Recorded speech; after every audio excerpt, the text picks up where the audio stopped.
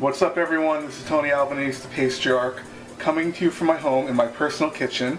And today we're going to be doing something a little different. We're going to be doing my spin on pizza dough.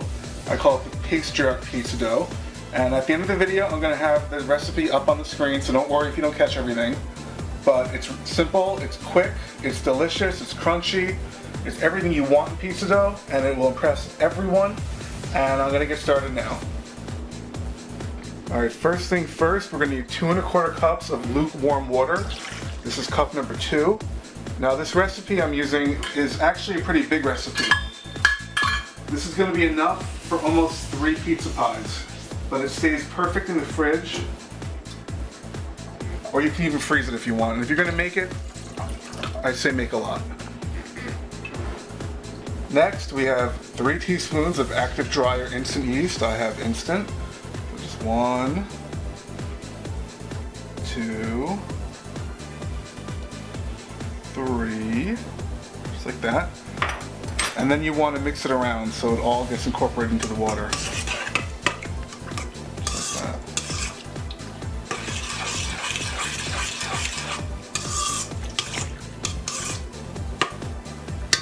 And let that sit for about like 30 seconds. So now we have 3 cups all-purpose flour,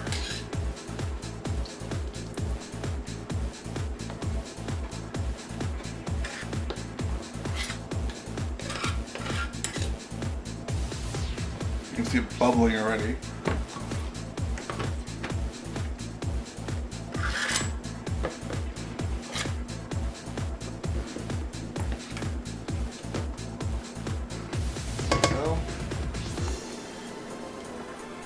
Here's one of my twists, is we're going to do 3 cups now of whole wheat flour. 2.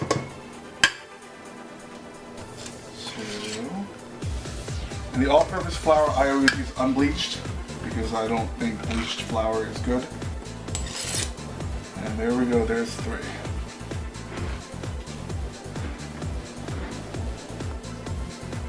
Now we're going to do 4 1/2 teaspoons of salt.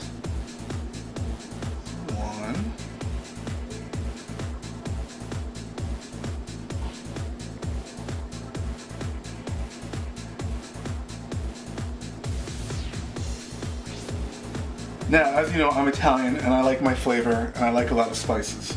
So, on top of the whole wheat flour, we're also going to incorporate spices into the pizza dough itself. So here I have some pepper, fresh ground black pepper, with my electric pepper grinder, which I love. So, you know, you're going to put like a teaspoon in. We'll keep going. And this is obviously something you can do to taste. That's good for now. Then we're going to put about a teaspoon of garlic powder in, just like that. And about a teaspoon of oregano, just like that.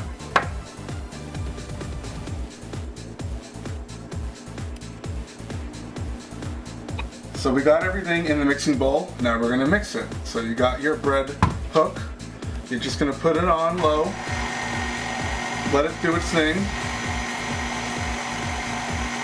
Before you know it, it's going to get very shaggy, you know, loose. See, it's been what, 10 seconds? It's already almost done.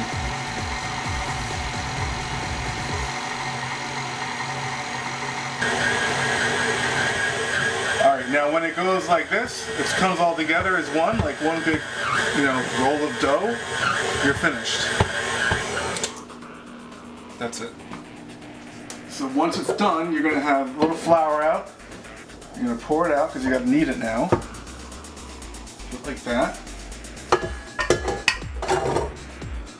And you're just going to knead it, you know, the way you would knead bread or anything. Use one hand to push, one hand to turn. Just keep going around in a circle. Just like that. And you feel it getting more elasticy and tougher. And by this point you can smell it too, so you get really hungry. But you shouldn't knead it too much, right? No, you just need to knead it for like a couple minutes at most. What happens when you knead it too much? So I got my flour down and I'm kneading, just like you would knead anything. and it's getting very elasticy. And you're just, using one hand to push, the other to turn. So you got your pizza dough kneaded and ready. Now you're gonna put it back in the bowl, just plain like that. And you're gonna make sure it's covered. You can put plastic wrap, whatever. I have a bowl or a dish right here. You're gonna cover it and you're gonna let it sit for about an hour and a half. It's been about an hour and a half. Taking out the dough. As you can see, it rose. I'm just gonna take it out now. So it'll fall onto the table. It's been about an hour and a half, so we're gonna take it out now. It's totally risen. Just take it out by hand. Just like that. See? And what I'm gonna do now is I'm gonna take off a third of it, and then the other 2/3 I'm gonna wrap up in some plastic to save for another day, and then we're gonna roll that 1/3 out and start the actual pizza itself.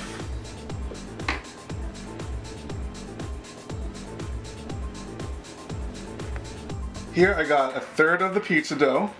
I have a half sheet pan, and I have the oven preheating to 525, or as high as you can go, or up to 500, really, really hot. So for the pan first, I'm just gonna spray it a little, like that. And then for a little extra crunch on the bottom, I sprinkle a little semolina flour, just a tiny bit.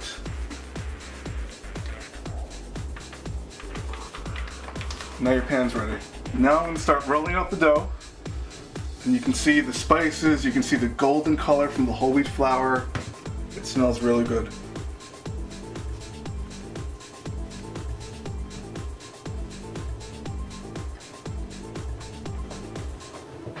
Alright, got my dough rolled out.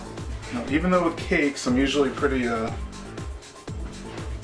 neat and symmetrical, but with this kind of stuff, I like being a little more, fun, rustic.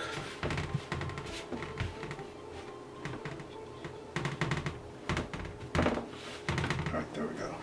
Alright, so what I'm gonna do now is I'm gonna par bake it. And par baking means partially baking it. And it's only gonna go in here for about 7 minutes just to get a little crunchy. Alright, so 7 minutes. And here's our pizza.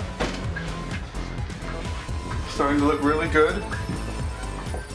Now I'm going to put on some pizza sauce, some provolone cheese, some mozzarella cheese, and some spices, and then I'll go right back in the oven for about 6 or 7 minutes.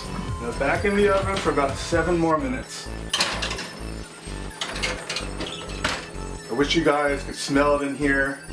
It's awesome. Here is the pizza.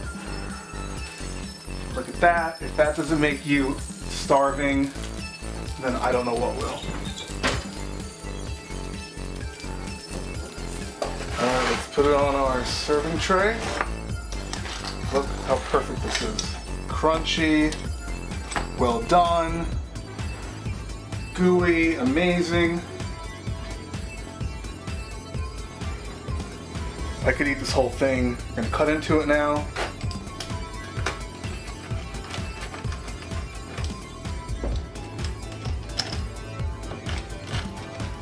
I could probably live on this pizza. And there we go. Perfect.